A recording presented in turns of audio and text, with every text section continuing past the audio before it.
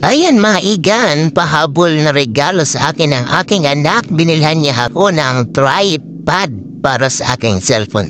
Kasi nga pag nagbablog man naman tayo, kahit hindi pa naman tayo sikat na sa pagbablog, ay kailangan din natin komportable sa ating cellphone. Kahit yung cellphone natin ay medyo unga-unga din, di ba? Kasi yung ginagamit ko, ang pinaka-tripod niya, yung stand ng electric fan. Doon ko'y sinasabit ang aking cellphone. Yung desk fan na nakuha ko, yung kanyang stand, kinuha ko at kinabitan ko ng yung clip na, anong tawag dyan? Yung clip na electric fan, ceiling fan, yung clip. Ceiling fan, yun din inlagay ko. Kaya doon ko ikiniklip yung cellphone ko sa tuwing nagvi-video ako na ako lang mag-isa. Dahil ako naman palaging mag-isa. Yan nga, inaayos natin yung biniling tripod ng aking anak. Hindi naman kamahalan pero maganda, diba?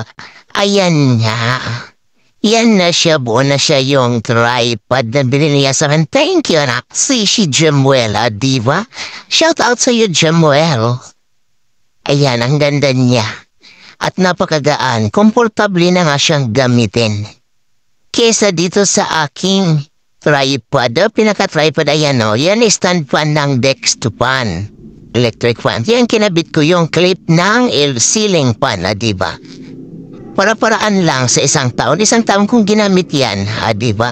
Mabigat nga lang pagka video doon kung saan-saan, mahirap ilagay dahil malaki nga yung kanyang stand, diba? Hindi katulad ditong tripod na ito,